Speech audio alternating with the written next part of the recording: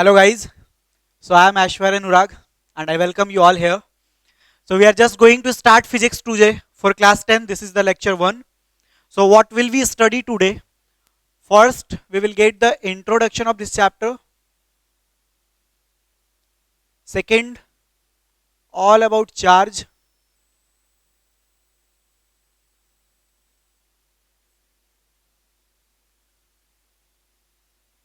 Third, types of charge.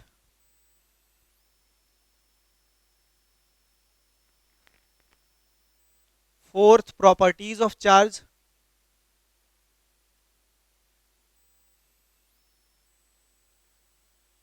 Fifth, reason behind formation of charge.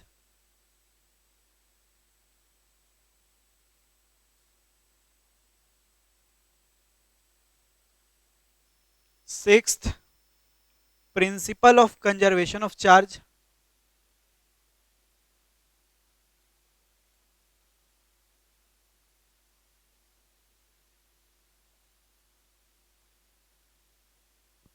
Seventh, Coulomb's law.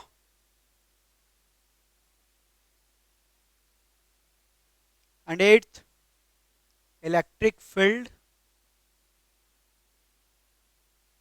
electric potential,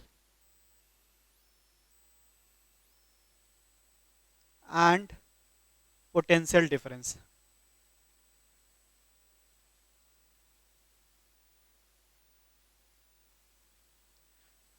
तो यहां तक आज हम लोग करेंगे. इसके बाद आगे का जो पार्ट है कि करंट क्या होता है वो नेक्स्ट डे हम लोग करेंगे. नेक्स्ट लेक्चर में हम लोग फिनिश करेंगे उसको.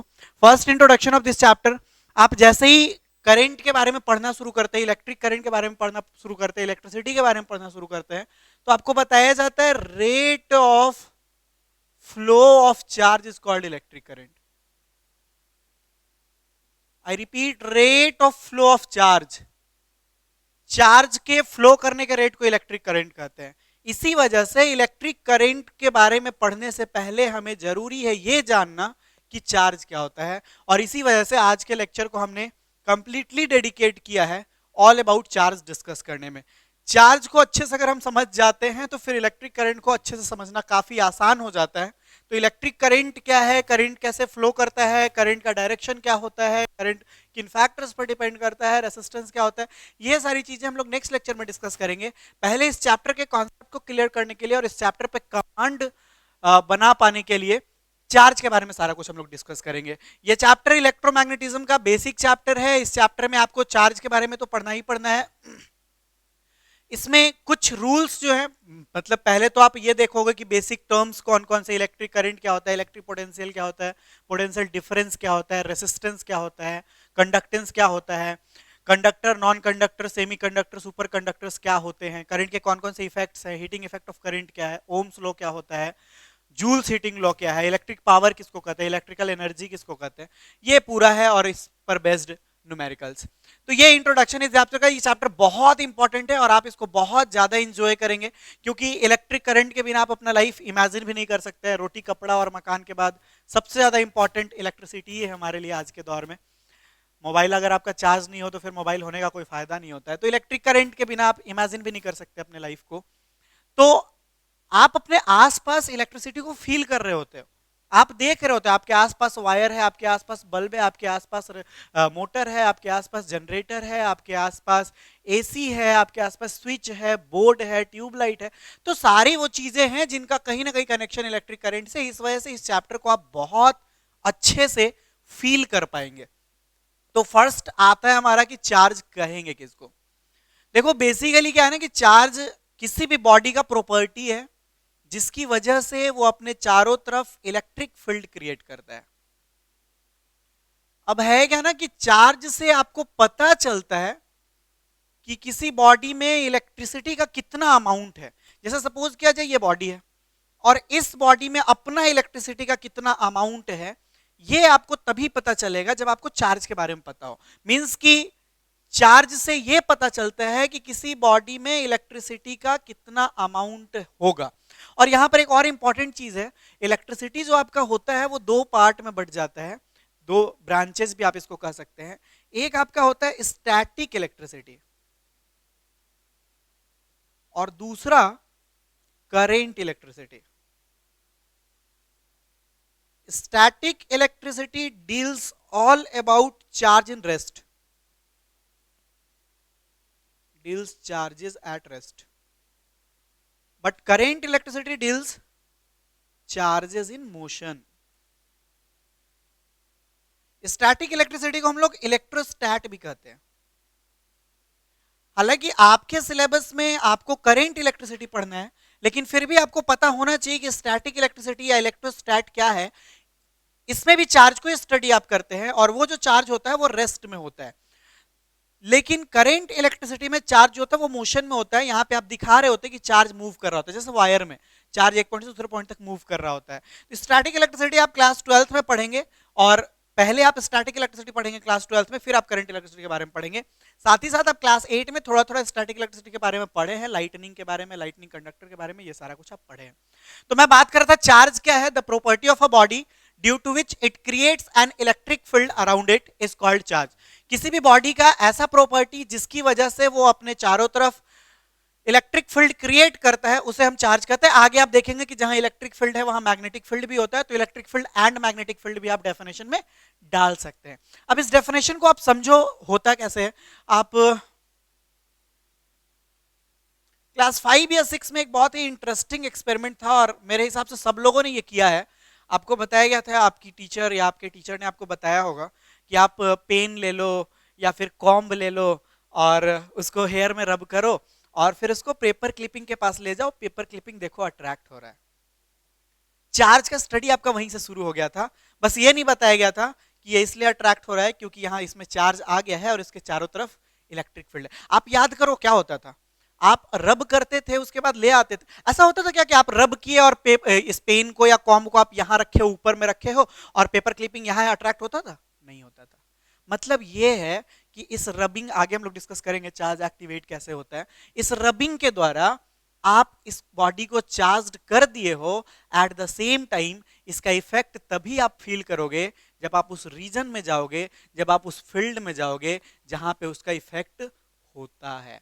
तो ऐसा मतलब बॉडी को चार्ज तो कराया ही जाता है, बॉडी चार्ज्ड है तो बॉडी का जो चार्ज का इफेक्ट होता है वो एक सर्टेन रीजन में होता है, सर्टेन एरिया में होता है, सर्टेन फील्ड में होता है, उसको आप इलेक्ट्रिक फील्ड कहते हैं। उसमें आप ले जाएंगे तो आपको फोर्स ऑफ अट्रैक्शन दिखाई देगा या आप उसको फील कर पाएंगे, अदरवाइज नहीं कर पाएंगे। तो ये दुनिया के हर बॉडी में ये प्रॉपर्टी है।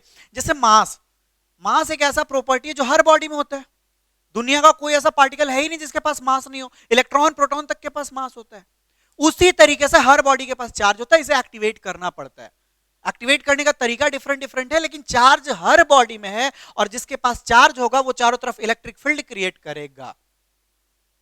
तो जैसे क्लास 9th में आपको बताया गया होगा, क्लास 9th का चैप्टर जो था ग्रेविटेशन, ग्रेविटेशन चैप्टर में आपको पढ़ाया गया होगा कि दुनिया का हर जो बॉडी है सबके पास मास होता है, और इस मास की वजह से हर बॉडी ग्रेविटेशनल फोर्स लगाता है। आपको यह बताया गया होगा कि ये कोई बॉडी है और इस बॉडी के पास अगर मास है तो ये बॉडी ग्रेविटेशनल फोर्स लगाएगा दूसरे बॉडी पे। उसी तरीके से दुनिया के हर बॉडी के पास, जिसके पास भी चार्ज हो, वो इलेक्ट्रिक फील्ड लगाता है। तो इलेक्ट्रिसिटी के बारे में अच्छे से समझने के लिए, इलेक्ट्रिक करंट के बारे में अच्छे से समझने के लिए, इलेक्ट्रिक फील्ड के बारे में अच्छे से समझने के लिए, सॉरी फील्ड नहीं फोर्स, इलेक्ट्रिक फोर्स के बारे में अच्छे से समझने के लिए जरूरी है कि आप चार्ज के बारे में समझें। तो जिस तरीके से मास रिस्पॉन्सिबल है ग्रेविटेशनल फोर्स के लिए, उसी तरीके से चार्ज रिस्पॉन्सिबल है इलेक्ट्रिक फोर्स के लिए। जहां मास है वहां ग्रेविटेशनल फोर्स होगा, उसी तरीके से जहां चार्ज है वहां इलेक्ट्रिक फोर्स होगा।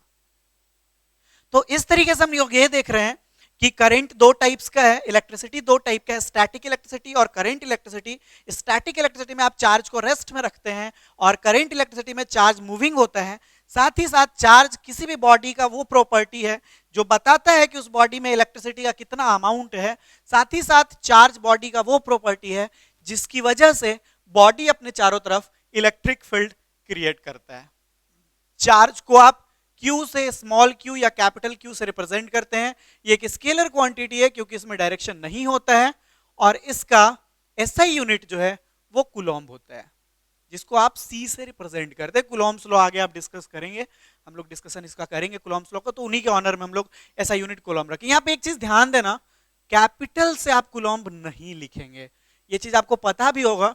जो भी ऐसा यूनिट किसी साइंटिस्ट के नाम पर होता है उसको आप कैपिटल से नहीं लिखते हैं, क्योंकि फिर ये प्रॉपर नाउन हो जाता है। जैसे क्लास 9 आपको बताया गया ना कि फोर्स कैसे न्यूटन होता है, तो 10 न्यूटन ऐसे आप लिखते हो कि 10 न्यूटन का कहीं फोर्स लग रहा है, और फिर आप लिखते हो कि 10 न्यूटन ऐसे, या फिर आप लिखते हो 10 न्यूटन ऐसे, तो तीनों ही करेक्ट नहीं है। फिजिक्स के लैंग्वेज की अगर आप बात करें तो ये 10 न्यूटन करेक्ट है, ये 10 न्यूटन करेक्ट है, ये 10 न्यूटन रॉन्ग है, क्योंकि इस 10 न्यूटन का मतलब है 10 न्यूटन का फोर्स, इस 10 न्यूटन का मतलब है 10 न्यूटन का फोर्स, लेकिन इस 10 न्यूटन का मतलब है 10 न्यूटन नाम का आदमी, मतलब कोई भी प्रॉपर नाम, 10 न्यूटन नाम का शहर, 10 न्यूटन नाम का घोड़ा, कुछ भी हो सकता है, लेकिन ये 10 न्यूटन का फोर्स नहीं है। वैसे ही कूलॉम, अगर आप 10 कूलॉम ऐसे लिखेंगे तो ये 10 कूलॉम प्रॉपर नाउन को रिप्रेजेंट करेगा, ये बताएगा कि 10 कूलॉम नाम का आदमी या कोई भी नाम है 10 कूलॉम का। तो आप या तो 10C लिखेंगे ऐसे तो सही होगा, या फिर आप कूलॉम जब लिखेंगे तो आप स्मॉल लिखेंगे। और ये सिर्फ कूलॉम और न्यूटन की नहीं बात है, जितना भी फिजिक्स में हम लोग फिजिकल क्वांटिटी का ऐसा यूनिट रखे हैं नाम किसी साइंटिस्ट के ऑनर में, तो उनको कभी भी कैपिटल से आप नहीं लिखते। तो चार्ज का ऐसा यूनिट जो है वो कूलॉम होता है, इसको C से रिप्रेजेंट करते हैं। ये एक स्केलर क्वांटिटी है, और चार्ज को रिप्रेजेंट करना हो तो Q से करते हैं। यहां पर एक इंपॉर्टेंट चीज है, एक फॉर्मूला आपको जानना चाहिए, इस पर बेस्ट न्यूमेरिकल्स भी बनाएंगे हम लोग। Q is equal to NE। Actually charge जो है वो आप इलेक्ट्रॉन से ही कनेक्ट करते हैं, आगे हम लोग देखेंगे टाइप्स ऑफ चार्ज में। तो कहीं पे कितना चार्ज है ये देखने के लिए हम लोग इलेक्ट्रॉन को यूनिट मान लेते हैं। सपोज इलेक्ट्रॉन का कितना वैल्यू होता है, 1.6 × 10⁻⁻19 कूलॉम। अब अगर आपसे कोई पूछता है कि पांच इलेक्ट्रॉन में कितना चार्ज, तो आप इसको सीधा कर जाएंगे 5 इंटू इतना, और जो भी वैल्यू आ रहा है उतना कूलॉम आपका हो जाएगा। तो मतलब ये है कि n जो है वो नंबर है 1 2 3 4 5 6 7 8 9 10 जितना भी नंबर हो, और E जो है वो इलेक्ट्रॉन का वैल्यू है। तो चार्ज यहां पे बड़ा क्लियर बता दे रहा है, किसी बॉडी के सरफेस पर चार्ज का मतलब ये होता है कि उसमें कितना नंबर ऑफ इलेक्ट्रॉन्स है। प्रोटॉन न्यूट्रॉन आप नहीं डिस्कस करते क्योंकि आपको पता है, और वैसे भी प्रोटॉन का भी वैल्यू सेम होता है, बस आपका साइन चेंज हो जाता है। तो चार्ज जो है वो, इसको हम लोग क्वांटाइजेशन ऑफ चार्ज कहते हैं। Q is equal to N into E। इस फॉर्मूला बेस्ड हम लोग न्यूमेरिकल्स भी करेंगे। तो चार्ज को कैलकुलेट आप इसी तरीके से करते हैं, आप मल्टीप्लाई कर जाते हैं नंबर को इलेक्ट्रॉन के मैग्नीट्यूड से चार्ज के टर्म में। चार्ज दो टाइप्स का होता है, first positive charge and second negative charge.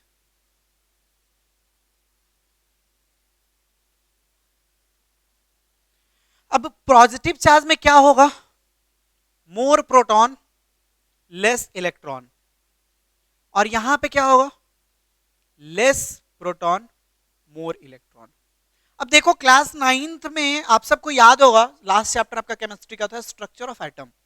Structure of atom में आपको बड़ा क्लियरली बताया गया था, और आप सब अच्छे से समझ भी पाए थे उस चीज को, कि न्यूक्लियस सेंटर में होता है और ऑर्बिट्स होते हैं बहुत सारे, जिसमें इलेक्ट्रॉन्स रिवॉल्व कर रहे होते हैं। ये इलेक्ट्रॉन कितना होता है, KLMN क्या होता है, 2n² क्या होता है, ये सब कुछ आपको पता है। और सबसे इंपॉर्टेंट कि प्रोटॉन और न्यूट्रॉन जो है वो न्यूक्लियस में होता है। तो अब क्या है कि नंबर ऑफ प्रोटॉन्स को चेंज नहीं किया जा सकता है, नंबर ऑफ इलेक्ट्रॉन्स को चेंज किया जा सकता है।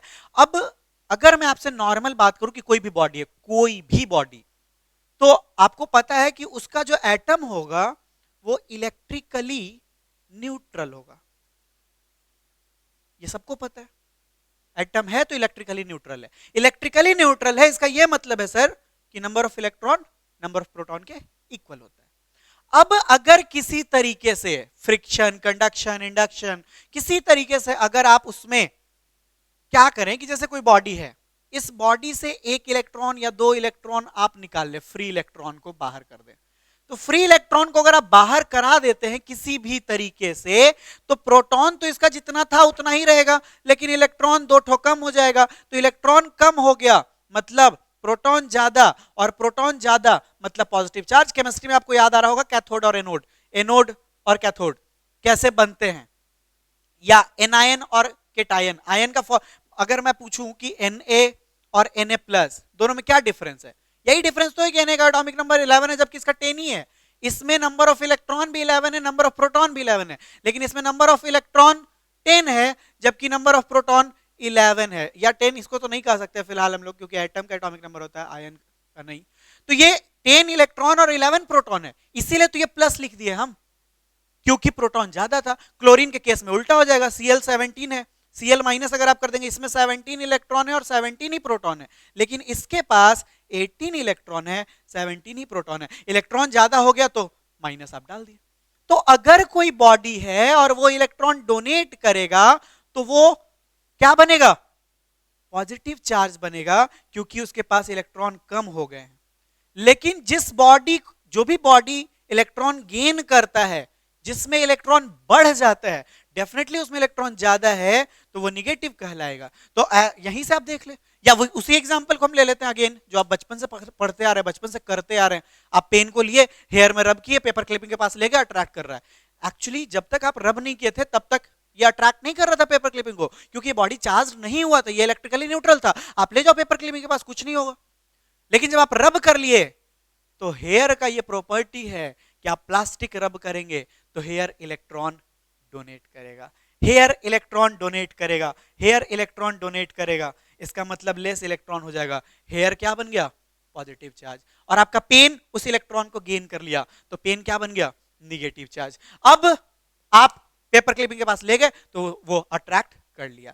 तो किसी भी चार्ज का पॉजिटिव होना या निगेटिव होना ये बताता है कि उसके पास नंबर ऑफ इलेक्ट्रॉन और प्रोटॉन कितना है। नंबर ऑफ इलेक्ट्रॉन ज्यादा होगा तो वो निगेटिव चार्ज, और नंबर ऑफ इलेक्ट्रॉन कम होगा तो वो पॉजिटिव चार्ज। इलेक्ट्रॉन के टर्म में ही हम लोग डिफाइन करते हैं, प्रोटॉन मैंने बस लिख दिया है, इसलिए नहीं करते प्रोटॉन के टर्म में क्योंकि प्रोटॉन को चेंज नहीं किया सकता है। अब कंपैरेटिवली वो उससे ज्यादा हो गया, यहाँ पे 17 इसमें भी था प्रोटॉन, 17 इसमें भी है प्रोटॉन, इलेक्ट्रॉन से कंपैरेटिवली ये कम हो गया तो आप इसको Cl माइनस कर देते हैं।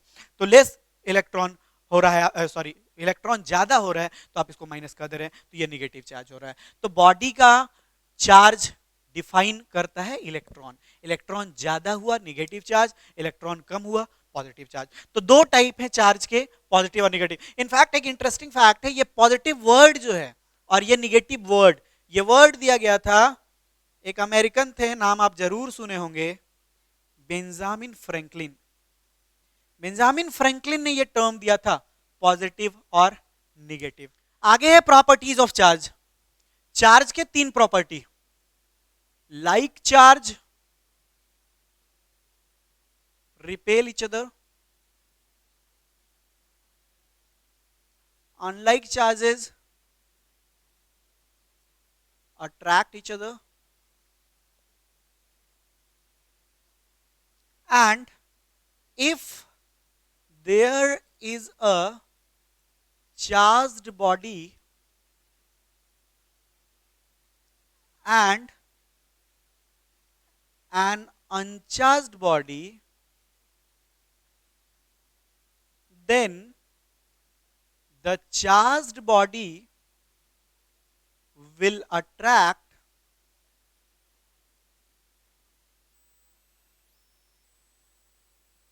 Uncharged body.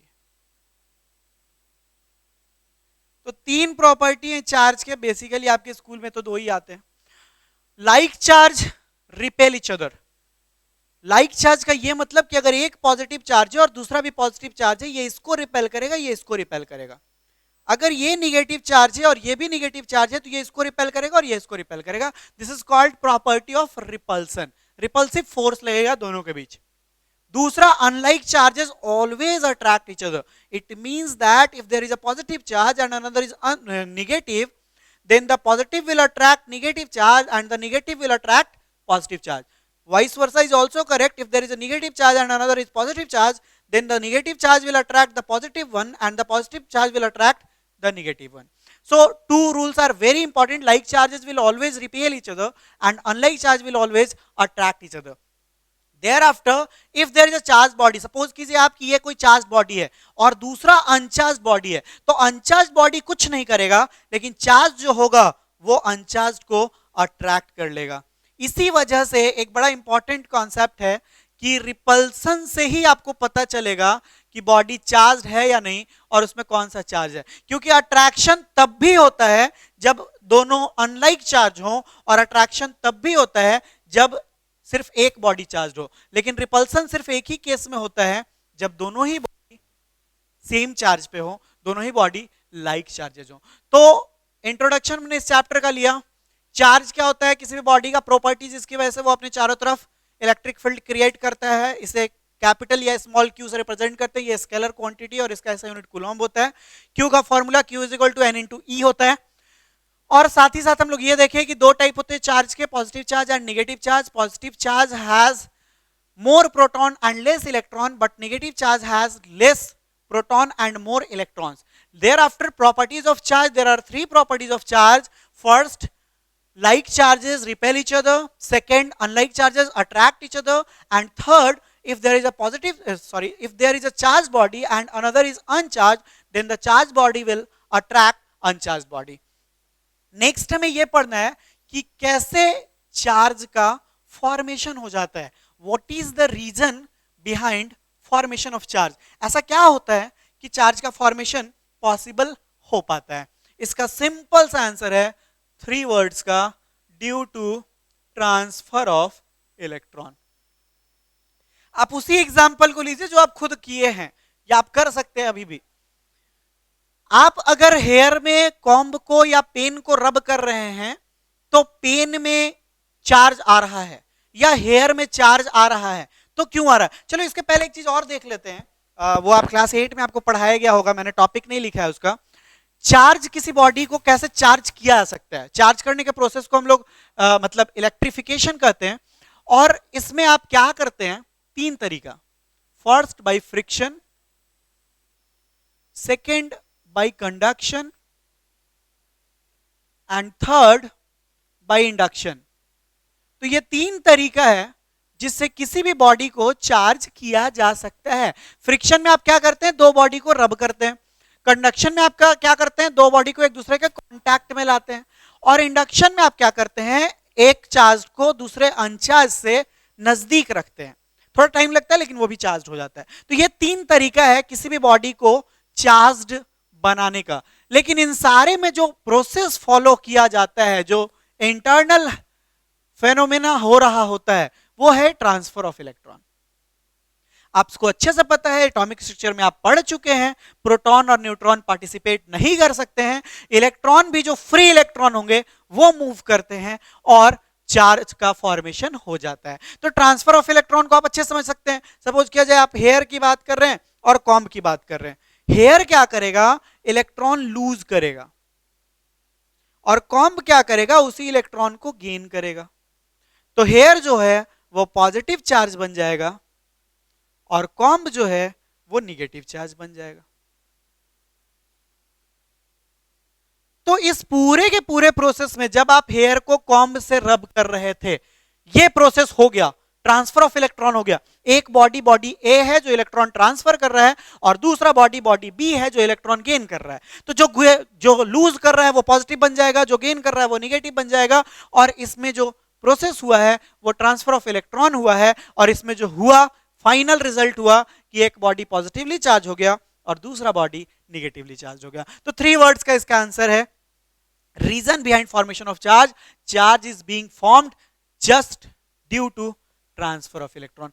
कहीं पे भी ट्रांसफर ऑफ इलेक्ट्रॉन अगर हुआ तो चार्ज का फॉर्मेशन होगा, क्योंकि आपको पता है कि बॉडी में अगर नंबर ऑफ इलेक्ट्रॉन्स चेंज हुए तो डेफिनेटली या तो वो निगेटिव चार्ज बनेगा या फिर पॉजिटिव बनेगा और चार्ज का फॉर्मेशन हो जाएगा। तो किसी भी बॉडी में चार्ज बनने के लिए जरूरी है कि 2 बॉडी के बीच ट्रांसफर ऑफ इलेक्ट्रॉन हो, और ये काम हम कराते हैं बाय फ्रिक्शन, बाय कंडक्शन या फिर बाय इंडक्शन। आगे है principle of conservation of charge. ये भी बड़ा इंपॉर्टेंट है। आप 9th की केमिस्ट्री में पढ़े principal of conservation of mass, फिर आप पढ़े principal of conservation of momentum.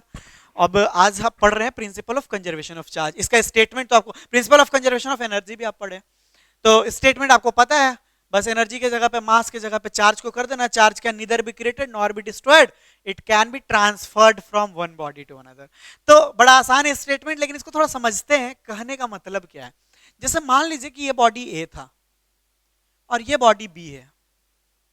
ये दोनों इलेक्ट्रिकली न्यूट्रल है फिलहाल, ठीक है। आप रब किए इनको या कांटेक्ट में लाए या इंड्यूस के नजदीक रखे, तो आप क्या देखे कि एक जो था ए पॉजिटिव बन गया और बी निगेटिव बन गया, ठीक है। कुछ नंबर ऑफ इलेक्ट्रॉन्स ये इसको डोनेट किया होगा तभी ये पॉजिटिव बना, और ये कुछ नंबर ऑफ इलेक्ट्रॉन्स गेन किया होगा तब ये नेगेटिव बना। Principal of conservation of charge आपको ये समझाता है कि जितना चार्ज ये डोनेट करेगा, जितना जो भी नंबर होगा उतना ही चार्ज ये गेन करेगा। मतलब ये कि before the formation of charge and after the formation of charge, charge is conserved.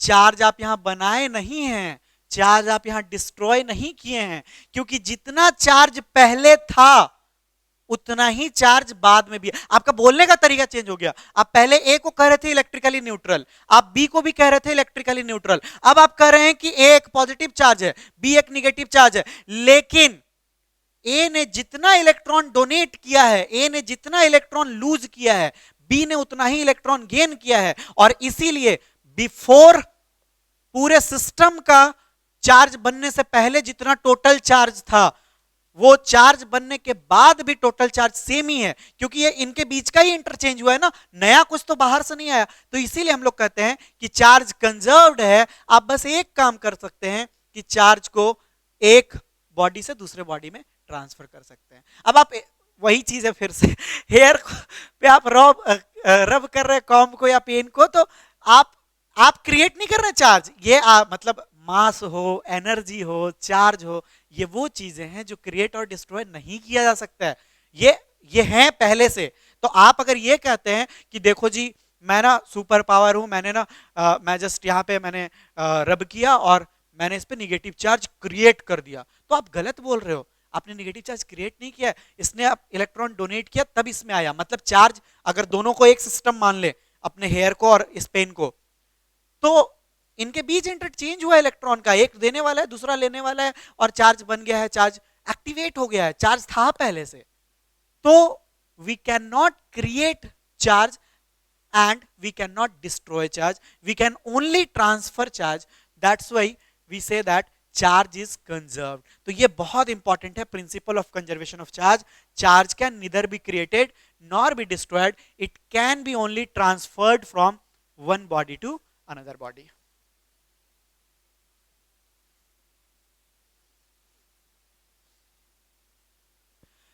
आगे है कुलॉम्स लॉ। चार्ल्स कुलॉम्ब बहुत ग्रेट साइंटिस्ट, इलेक्ट्रोस्टैटिक्स में इनका बहुत अच्छा रोल रहा है, और आप देख भी रहे हो, ऑनर किया है हम लोगों ने। चार्ज कैसा यूनिट हमने कुलॉम्ब रखा है, और सब कुछ भूल जाना लेकिन ये मत भूलना कि चार्ज कैसा यूनिट कुलॉम्ब होता है। तो मतलब कुलॉम्ब का बहुत इंपॉर्टेंट रोल है। क्या रोल है मैं बताया था अभी जस्ट आपको इस वाले टॉपिक में, प्रॉपर्टीज ऑफ चार्ज में, कि अगर लाइक चार्ज होंगे तो एक दूसरे को रिपेल करेंगे, अनलाइक चार्ज होंगे तो एक दूसरे को अट्रैक्ट करेंगे। मतलब हम आपको ये कह रहे थे कि अगर एक पॉजिटिव है और दूसरा पॉजिटिव है तो दोनों एक दूसरे को रिपेल करेंगे।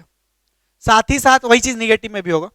मैंने एक और चीज कहा आपसे कि अगर एक पॉजिटिव है और दूसरा निगेटिव है तो ये एक दूसरे को अट्रैक्ट करेंगे। अगर ये एक दूसरे को रिपेल कर रहे हैं या फिर अगर ये एक दूसरे को अट्रैक्ट कर रहे हैं तो क्या हो क्या रहा है? थोड़ा थोड़ा फिजिक्स वाला दिमाग लगाओ आप, जो आप अब तक पढ़े हो 8 में 9th में। अगर मैं बोल रहा हूं कि मैं किसी को रिपेल कर रहा हूं तो रियल में क्या कर रहा हूं मैं? या फिर मैं बोल रहा हूं कि मैं किसी को अट्रैक्ट कर रहा हूं तो मैं क्या कर रहा हूं? फोर्स लगा रहा हूं, या तो फोर्स ऑफ रिपल्सन या फोर्स ऑफ अट्रैक्शन। इससे भी आगे आ जाओ, इतना तो पता ही होगा, एकदम बच्चा वाला भाषा, पुश और पुल। ये क्या कर रहा है? रिपेल कर रहा है। मतलब ये इसको इधर पुश कर रहा है और ये इसको इधर पुश कर रहा है। मींस ये इस पे फोर्स लगा रहा है और ये इस पे फोर्स लगा रहा है। ये इस पे फोर्स ऑफ रिपल्सन लगा रहा है और ये इस पे फोर्स ऑफ रिपल्सन लगा रहा है। उल्टा चीज यहां हो रहा है। अगर हम तो ये इसको रिपेल कर रहा है और ये इसको रिपेल कर रहा है, सेम चीज इसमें भी वही बात हो रही है। अगर हम कह रहे हैं कि ये इन दोनों के बीच अट्रैक्शन हो रहा है, मींस फोर्स ऑफ अट्रैक्शन लग रहा है, इसका ये मतलब है कि ये इसको पुल कर रहा है और ये इसको पुल कर रहा है। दोनों ही एक दूसरे को पुल कर रहे हैं, दोनों ही एक दूसरे को पुल कर रहे हैं यानी फोर्स लग रहा है। यहां दोनों ही एक दूसरे को पुश कर रहे हैं यानी फोर्स लग रहा है। तो ये तो क्लियर हो गया कि अगर दो बॉडी लाइक हो तो उनके बीच फोर्स ऑफ रिपल्सन लगता है क्योंकि वो एक दूसरे को पुश करते हैं, अनलाइक हो तो उनके बीच फोर्स ऑफ अट्रैक्शन लगता है क्योंकि वो एक दूसरे को पुल करते हैं। लेकिन ये फोर्स कितना लगता है और किन फैक्टर्स पर डिपेंड करता है, ये बताया कूलॉम्ब ने हमें, और हम इसे कहते हैं कूलॉम्ब्स लॉ। क्या है कूलॉम्ब्स लॉ?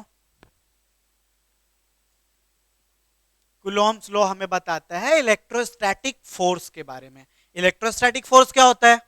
दो चार्ज के बीच लगने वाले फोर्स को इलेक्ट्रोस्टैटिक फोर्स कहते हैं। तो कूलॉम्ब ने यही बताया कि अगर ये पॉजिटिव चार्ज है और ये निगेटिव चार्ज है, देखो दोनों ही केस सही होंगे, एक पॉजिटिव दूसरा निगेटिव, या फिर पॉजिटिव पॉजिटिव या फिर निगेटिव निगेटिव, कुछ भी हो, दो दो चार्ज हो। और अगर हम मान लेते हैं इसका मैग्नीट्यूड Q1 और इसका मैग्नीट्यूड Q2, मैग्नीट्यूड क्या होता है? मैग्नीट्यूड होता है न्यूमेरिकल वैल्यू। सपोज मैं बोल रहा हूं कि मेरा मास है 70 kg, तो 70 इज मैग्नीट्यूड। अगर मैं बोल रहा हूं कि 10 न्यूटन का फोर्स मैं इस व्हाइट बोर्ड पे लगा रहा हूं, तो 10 है मैग्नीट्यूड। तो कुछ ना कुछ वैल्यू सबके साथ होता है, इसलिए मैग्नीट्यूड हर फिजिकल क्वांटिटी के साथ होता है।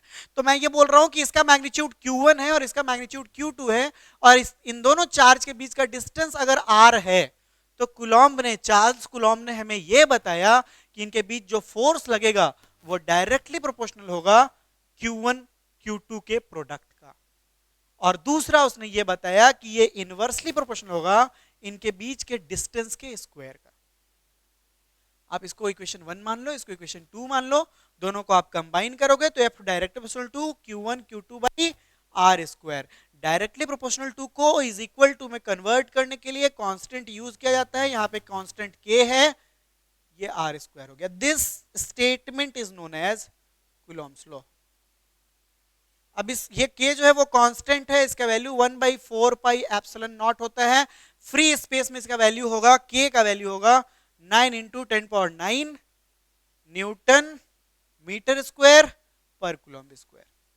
ये वैल्यू आपको न्यूमेरिकल में वैसे दिया रहता है, लेकिन आपको याद होना चाहिए। ये है कूलॉम्ब्स लॉ। क्या है कूलॉम्ब्स लॉ? कूलॉम्ब ने ये बताया कि अगर ये पॉजिटिव चार्ज है और ये निगेटिव चार्ज है, या फिर दोनों पॉजिटिव या फिर दोनों निगेटिव, तो इन दोनों के बीच एक फोर्स लगता है। ये फोर्स इन दोनों के मींस दोनों चार्ज के मैग्नीट्यूड के प्रोडक्ट का डायरेक्टली प्रोपोर्शनल होता है। कूलॉम्ब ये बता रहा था आपको कि अगर इनका मैग्नीट्यूड ज्यादा होगा तो इनके बीच फोर्स भी ज्यादा होगा, और अगर इनका मैग्नीट्यूड कम होगा तो इनके बीच फोर्स भी कम होगा।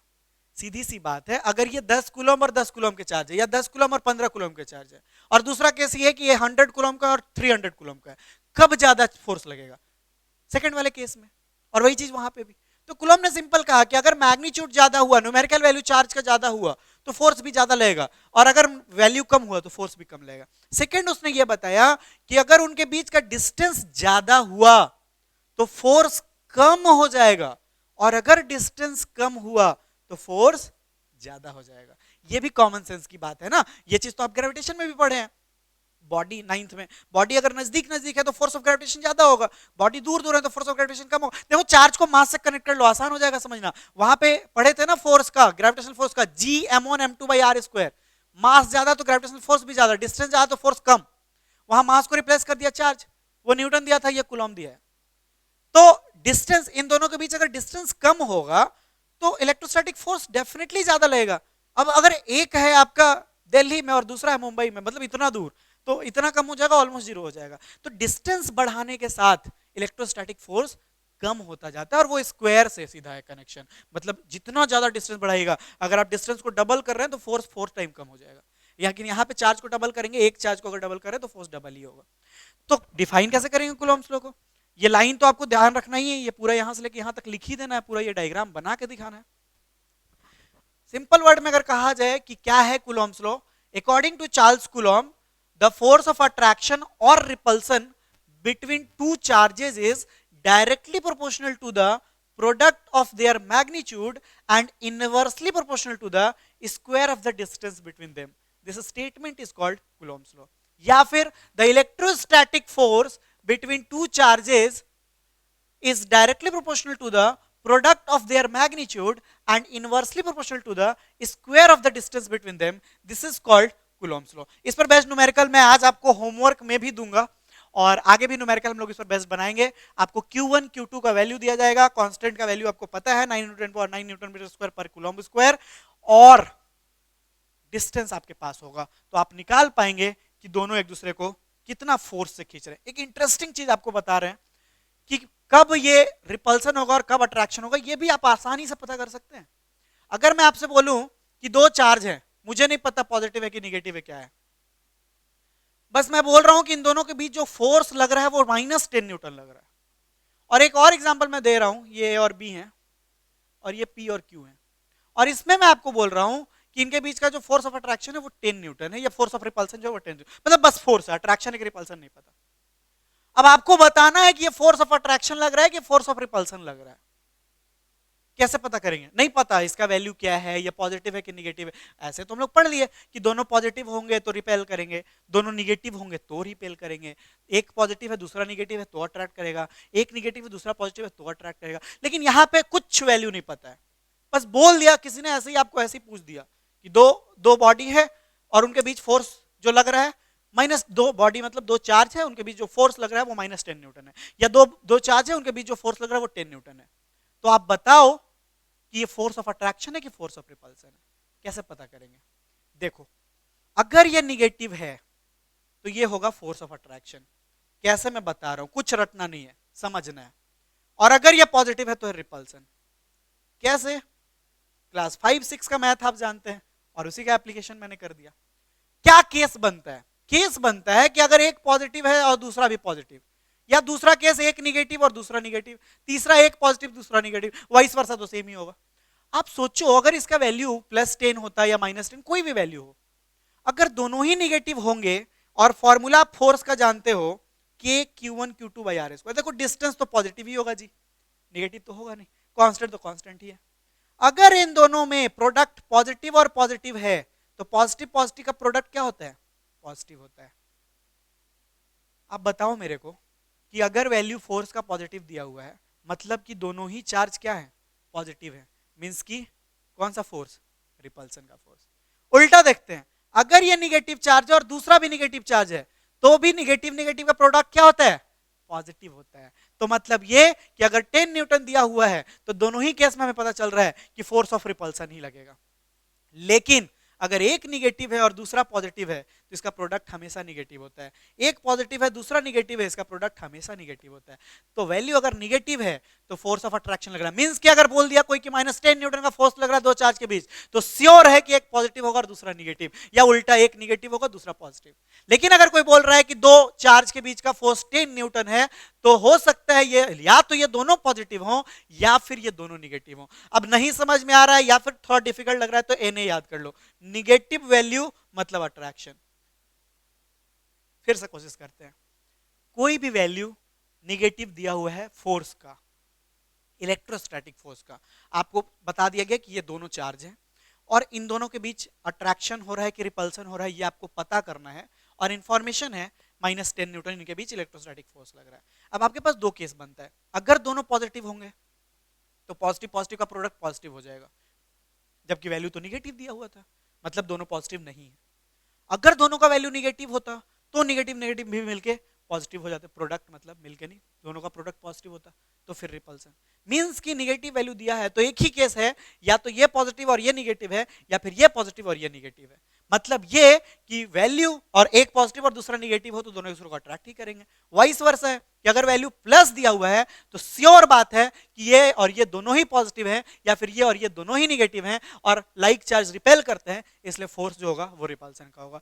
तो अगर हमें वैल्यू नहीं पता हो और कुछ भी नहीं पता हो, बस ये पता हो कि इलेक्ट्रोस्टैटिक फोर्स का वैल्यू कितना है, तो हम बता सकते हैं कि उन दो बॉडीज के बीच फोर्स ऑफ रिपल्सन लग रहा है या फोर्स ऑफ अट्रैक्शन लग रहा है। अगर वैल्यू निगेटिव दिया हुआ है तो फोर्स ऑफ अट्रैक्शन होगा, और अगर वैल्यू पॉजिटिव दिया हुआ है तो फोर्स ऑफ रिपल्सन होगा। और ये हम पता कर पा रहे हैं कूलॉम्स लॉ के बेस पर, क्योंकि हमें पता है F directly proportional to Q1 into Q2। तो दोनों चार्ज का प्रोडक्ट हम देख ले रहे हैं और साथ ही साथ हम उनका साइन यूज कर ले रहे हैं, पॉजिटिव और निगेटिव। आज के लेक्चर का हमारा लास्ट टॉपिक होगा electric field, electric potential and potential difference.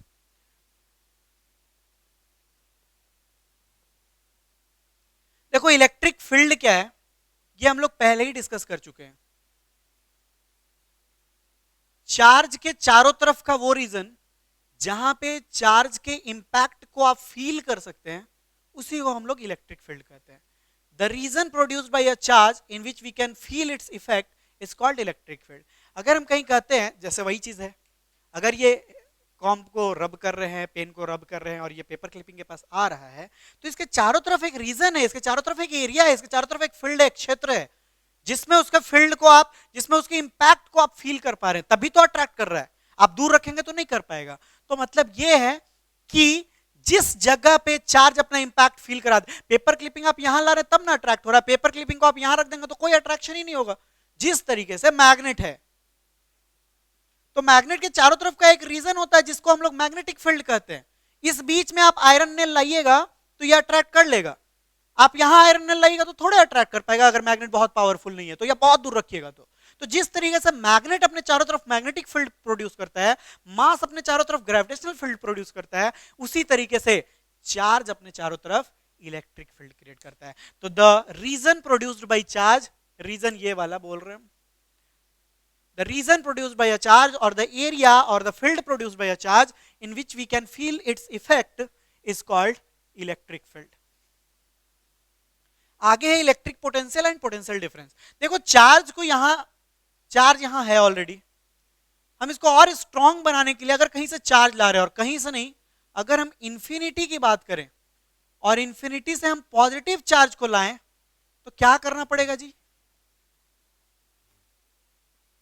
Chair को, आपके रूम में चेयर है, चेयर को एक जगह से दूसरे जगह तक ले जाना है तो क्या करना पड़ेगा? फिर से 9th का फिजिक्स है, चैप्टर वर्क एनर्जी पावर। किसी बॉडी को फोर्स लगा के डिस्प्लेस कर रहे हैं, बॉडी को फोर्स लगा के डिस्प्लेस कर रहे हैं, क्या कर रहे हैं? कुछ काम कर रहे हैं, वर्क डन। तो चार्ज को यूनिट पॉजिटिव चार्ज, ये क्यों है मैं बात कर रहा हूं, यूनिट पॉजिटिव चार्ज को इंफिनिटी से उठाकर कहां लाए हैं? इलेक्ट्रिक फील्ड तक लाए हैं। तो क्या करना पड़ा है? वर्क डन करना पड़ा है। इसी वर्क डन को क्या कहेंगे?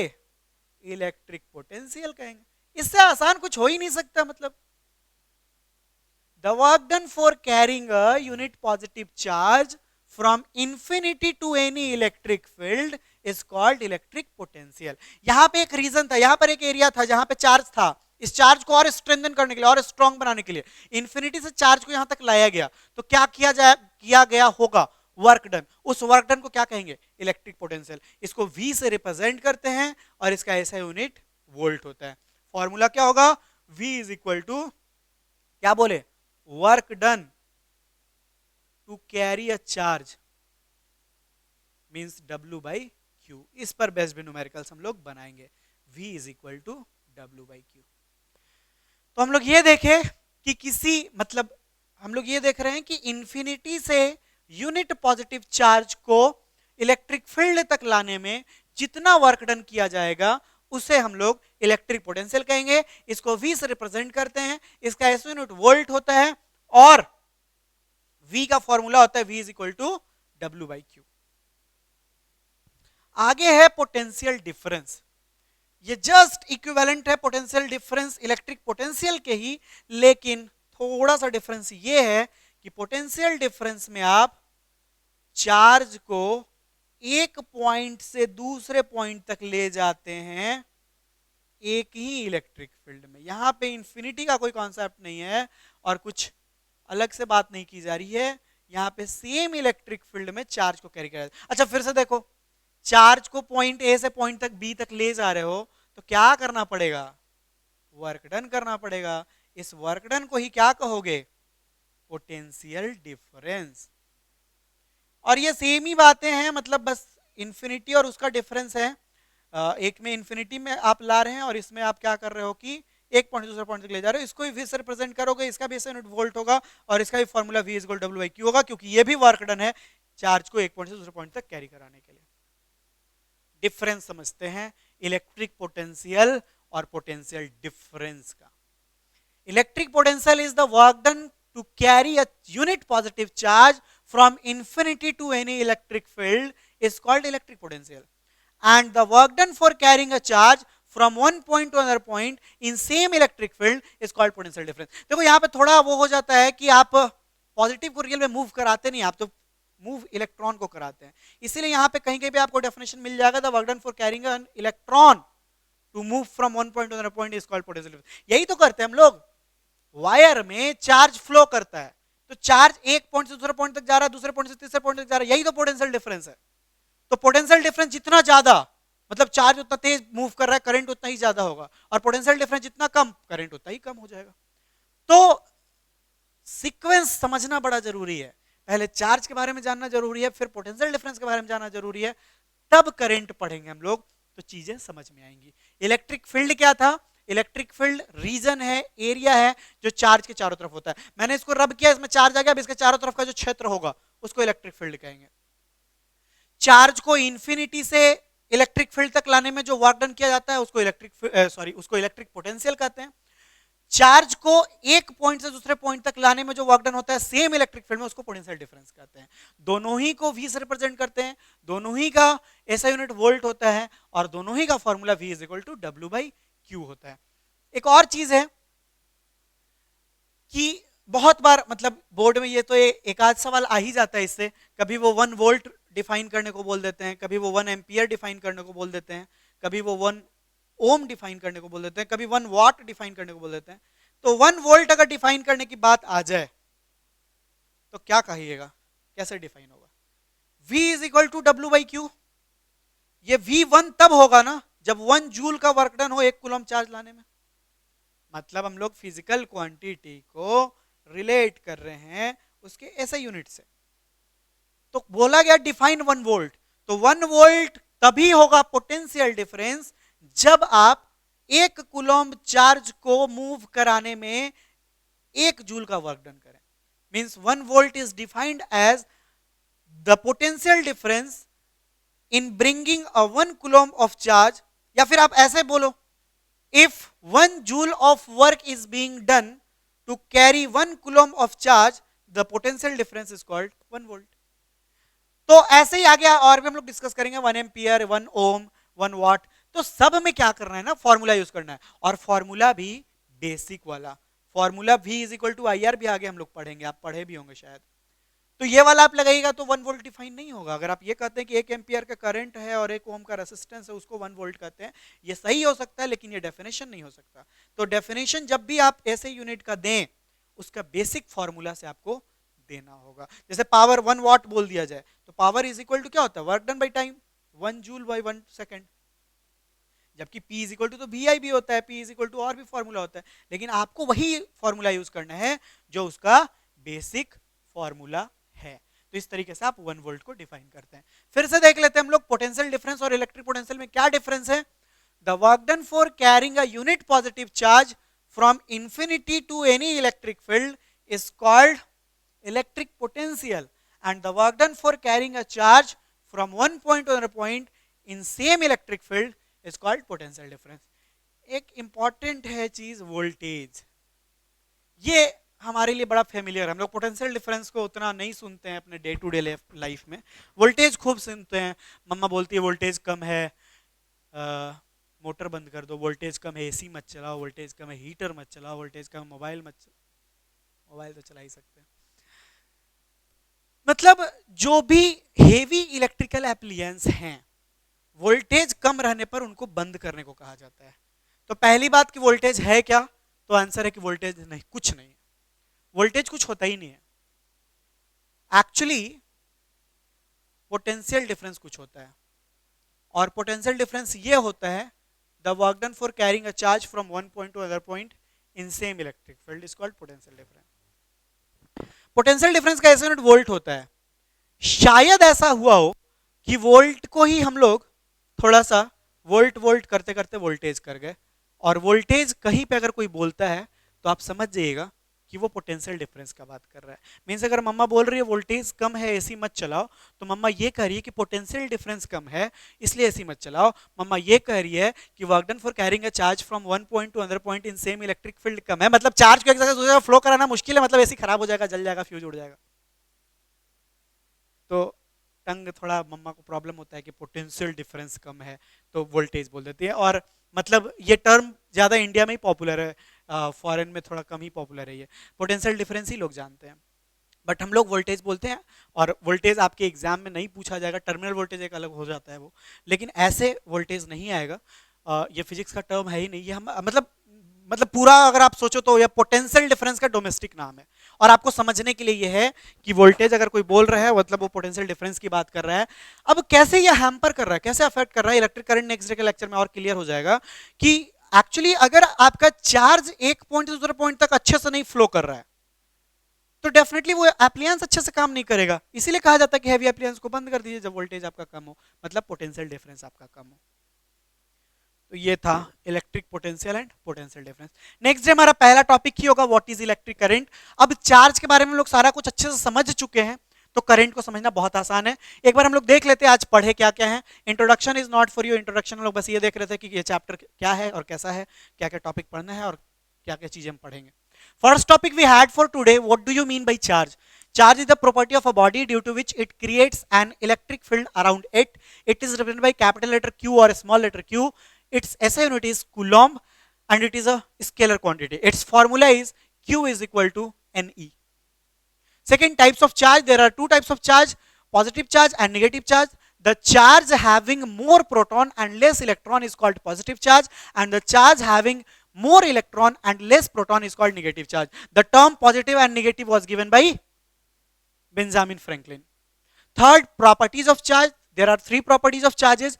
First, like charges repel each other, unlike charges attract each other, and if there is a charged particle and another is uncharged, then the charged particle will attract uncharged particle. Reason behind formation of charge, due to transfer of electron. In the process of friction, conduction or induction, we actually transfer the electrons and charge is being formed. The body which donate charge or which loses charge forms positive charge, and the body which gains charge forms negative charge. Principle of conservation of charge. Charge can neither be created nor be destroyed. It can be only transferred from one body to another body. This statement, this principle, this law is called conservation of charge. Actually, we say that before the formation of charge and after the formation of charge, the total charge is conserved. Means we are unable to create or destroy the charge. The whole system has the same value, the same magnitude of charge. Coulomb's law, according to Coulomb, the force of attraction or the force of repulsion between two charges is directly proportional to the product of their magnitude and inversely proportional to the square of the distance between them. This statement is called Coulomb's law. Or simply, the electrostatic force between two charges is directly proportional to the product of their magnitude and inversely proportional to the square of the distance between them. Electric field, the region produced by charge surrounding it, in which we can feel its effect, is called electric field. Electric potential, the work done for carrying a unit positive charge from infinity to any electric field is called electric potential, and the work done for carrying a charge from one point to another point in same electric field is called potential difference. Both electric potential and potential difference have same symbol as V, and both have same SI unit as volt. तो आज के लिए इतना ही है। Next day हम लोग आगे current पढ़ना शुरू करेंगे, और लेक्चर खत्म करने से पहले मैं आपको कुछ होमवर्क दे रहा हूं, आपको सबमिट करना है मेरे व्हाट्सएप नंबर पे, तो मैं आप होमवर्क लिख दे रहा हूं। ये होमवर्क है आपका, 5 क्वेश्चन मैंने लिखा है यहाँ पे बोर्ड पे, मैं बोल दे रहा हूं अगर आपको कुछ क्लियर नहीं दिख रहा हो तो। फर्स्ट क्वेश्चन दिया है मैंने, डिफाइन एच, ये बउआ वाला क्वेश्चन है लेकिन सीबीएसई पूछती रही है डेफिनेशन। तो फर्स्ट इलेक्ट्रिक चार्ज को डिफाइन करना है, सेकंड इलेक्ट्रिक पोटेंशियल को, और थर्ड पोटेंशियल डिफरेंस को। और प्लीज सिर्फ डिफाइन करके मत छोड़िएगा, क्या सिंबल है, वो स्केलर है कि वेक्टर है, उसका एसआई यूनिट क्या है और उसका फॉर्मूला क्या है, पूरा लिख के भेजिएगा। स्टेट कुलोम्स लॉ क्या है, समझ में आया तो बताइएगा, नहीं समझ में आया तो भी बताइएगा, नेक्स्ट डे फिर से डिस्कस किया जाएगा। Third, right principal of conservation of charge, ये स्टेटमेंट लिख देना आपको और साथ ही साथ बता देना ऊपर से लेकर नीचे तक। और 2 मैंने न्यूमेरिकल डाला सर पहला ही दिन से। हाँ एकदम पहला ही दिन से। फिजिक्स में डे 1 से अगर आप न्यूमेरिकल बनाना नहीं शुरू कर रहे हैं तो इसमें मास्टर बनने का छोड़ छोड़ दीजिए, मतलब कोई कोई पॉसिबिलिटी नहीं है। थ्योरी तो इसीलिए ढंग से पढ़ रहे हैं कि न्यूमेरिकल अच्छे से बने। तो आप अगर एनटीएससी स्टेज 2 मतलब एडवांस लेवल की बात कर रहे हैं, या फिर आगे जेई या फिर नीट की बात करें, तो बिना न्यूमेरिकल कोई काम नहीं चलने वाला है। और आपके बोर्ड में भी 2-3 क्वेश्चन तो न्यूमेरिकल में आता ही है, आगे हम लोग डिस्कस करेंगे। तो 2 क्वेश्चन में, हालांकि ये बच्चा वाला क्वेश्चन है, आपको देख के ही लग रहा होगा कि बड़ा आसानी से बन जाएगा। अभी आसानी से बन रहा है, बाद में टफ टफ क्वेश्चन भी हम लोग करेंगे। मैं इसको पढ़ दे रहा हूं ताकि आप ये ना बोले कि सर आपका राइटिंग अच्छा नहीं था इसीलिए हम न्यूमेरिकल का वाला नहीं भेजे आपको। A polythene piece rubbed with wool is found to have a negative charge of 3 into 10 to the power minus 7 coulomb. Find the number of electrons transferred from wool to polythene. और last question आपको दिया गया है, calculate the force between two charged spheres having charges of 2 into 10 to the power minus 5 coulomb and 5 into 10 power minus 6 coulomb placed 10 centimetre apart in air. तो ये आपका पता है, ये Q1 का वैल्यू हो गया, ये Q2 का वैल्यू हो गया, ये R का वैल्यू हो गया, और formula F is equal to K Q1 Q2 by R square. बनेगा तो भेज दीजिए, नहीं बनता है तो नेक्स्ट डे हम बताएंगे। ये 5 क्वेश्चन है, अभी आप लेक्चर देख रहे हैं और विद इन 24 आवर्स आपको भेजना है। कहां भेजना है? मेरे पर्सनल व्हाट्सएप नंबर पे। आप जैसे ही व्हाट्सएप नंबर पे हाय हेलो कुछ लिखेंगे, आपसे कुछ डिटेल्स मांगा जाएगा, वो आप प्रोवाइड करेंगे। उसके बाद आप होमवर्क या तो टाइप करके आप भेज सकते हैं अगर आपके पास सिस्टम है तो, अदरवाइज आप कॉपी पे लिखिए, राइटिंग फोटो खींच के भेज दीजिएगा। 9430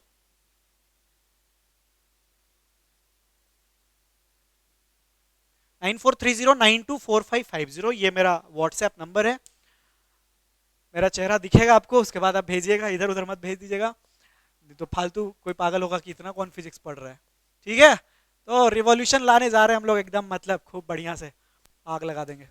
तो 9430924550 पे आपको विद इन 24 आवर्स होमवर्क भेजना है, और मैं फिर चेक करके आप ही के उस व्हाट्सएप नंबर पे मैं आपको फीडबैक भेज दूंगा, क्या क्वेश्चन में आपने क्या गलती करी है। देखो कुछ चीज इंपॉर्टेंट है बहुत।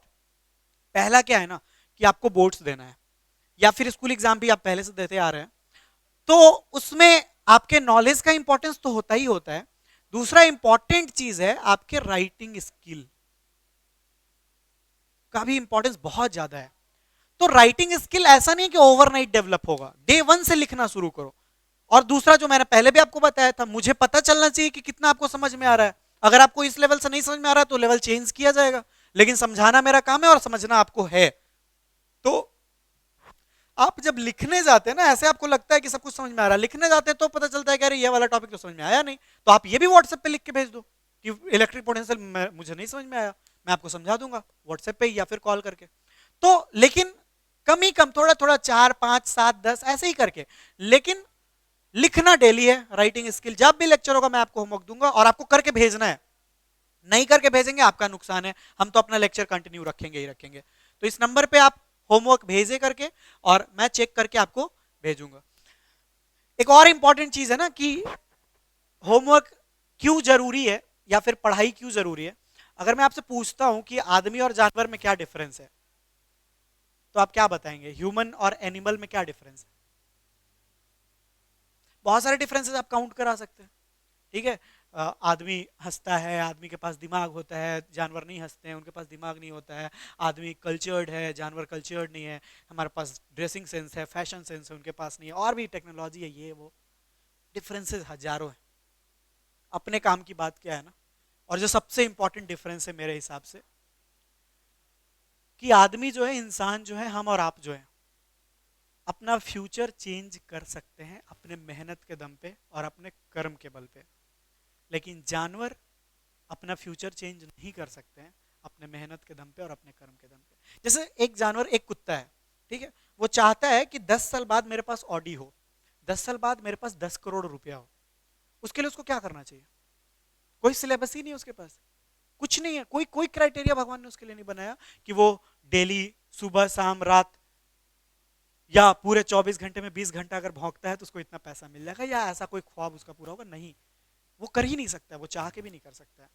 लेकिन इंसान को भगवान ने ये सबसे खूबसूरत चीज दी है कि इंसान अपने काम के दम पे, इंसान अपने मेहनत के दम पे अपना फ्यूचर बना सकता है।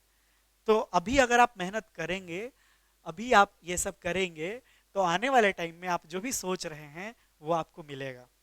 और नहीं करेंगे तो कोई डिफरेंस नहीं है। कर दो, मतलब क्यों जानवर बनना है, मतलब करके भेजना। और ये एक दिन का नहीं, ये डेली का है। तो चलिए इसको यहीं पे वाइंड अप करते हैं। नेक्स्ट डे इलेक्ट्रिक करंट पढ़ेंगे हम लोग। पढ़िएगा इसको अच्छे से, देखिएगा, बनाइएगा होमवर्क। डाउट होगा तो भी बताइएगा, फिर से डाउट हम लोग देख लेंगे। न्यूमेरिकल बनाने की कोशिश कीजिएगा, नहीं बनेगा आप बताइएगा, हम उसको सॉल्व करके बताएंगे। आज के लिए इतना ही है। पढ़ते रहिए, घर पे रहिए, सेफ रहिए। That's all. Thank you so much.